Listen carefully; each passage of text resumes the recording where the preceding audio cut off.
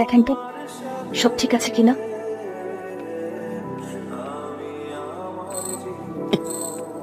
চিনি তো হয় নাই, চা হলো, চা যদি মিষ্টি না হয়।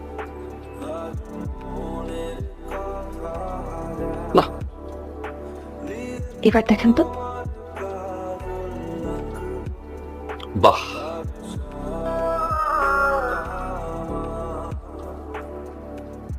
আপনি একটা পাগল। আপনি বললেন না কেন আপনি আসবেন? বললে কি হতাম? তাই আমি একটু সাজতে পারতাম। বলেন নাই কেন আপনি আসবেন? একটা ছেলের সবচেয়ে প্রিয় জিনিস কি জান? তার ভালোবাসা মানুষের মুখের হাসি।